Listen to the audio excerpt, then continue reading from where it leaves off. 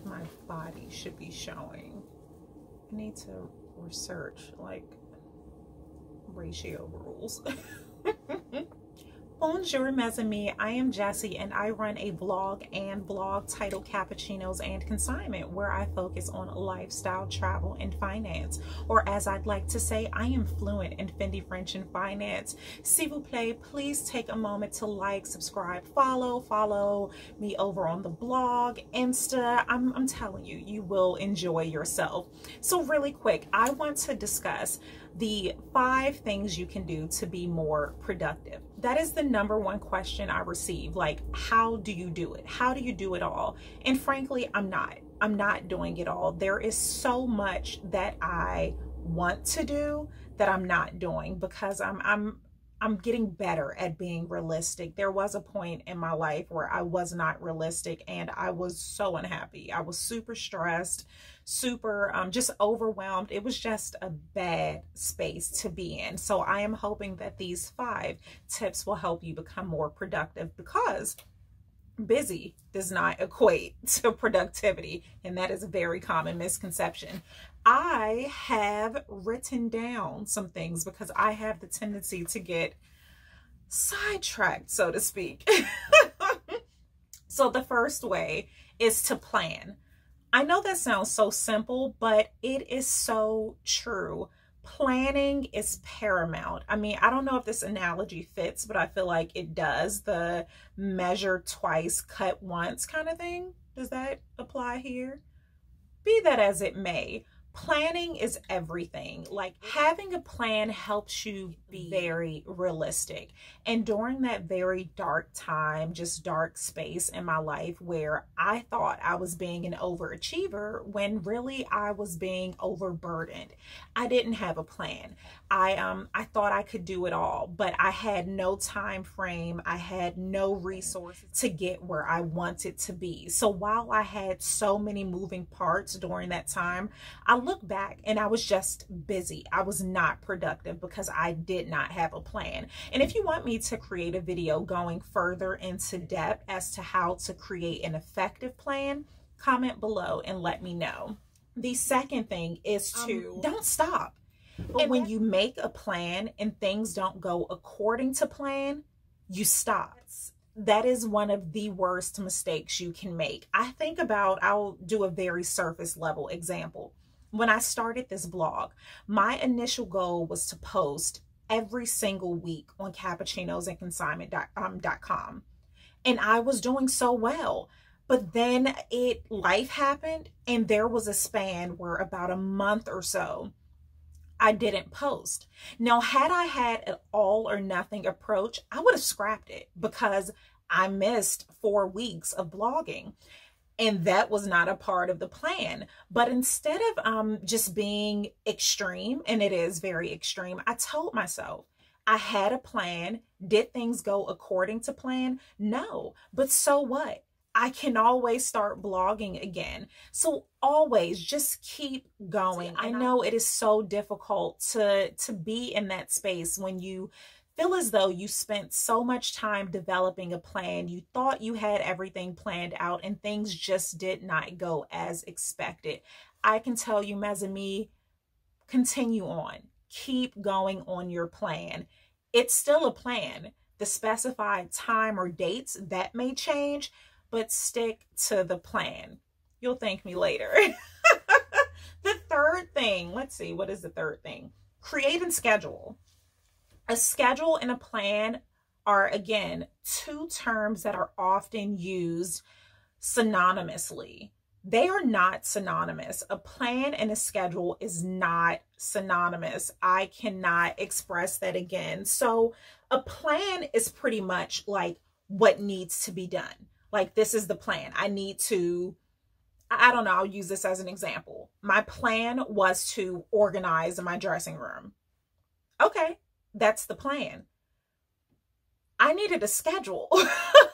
The schedule determines like when you will start executing the plan. Does that make sense? I hope it does. I know it sounds like a bit ambiguous, but the plan gives you the overall concept. The schedule breaks it down into very specific steps, and that in my opinion is a lot of time is a reason why a lot of people aren't productive, because they have a plan but there's no schedule to execute the plan. So please create a schedule. And again, as I said with plans, schedules change, life changes. It's okay. Be fluid to an extent. The fourth, I think I remember this without looking. I still peeked. Don't compare yourself. I can tell you this again firsthand. Your plan, your schedule, your dreams, your self-esteem, all of those things will be destroyed if you compare yourself to others. I am preaching to the choir myself, because I have fallen into this trap of comparing myself to others. At one point in time, it was your circle of comparison was small. You would compare yourself to perhaps a sibling, neighbor, someone in your community. That wasn't healthy. Now let's multiply that by like 1,000,000. We now, because of the internet, have the ability to compare ourselves with people who have nothing in common with us. And that's the scariest of this space that we're in. Again, at one point, we compared ourselves to people that were, I'd say for the most part, on the same playing field.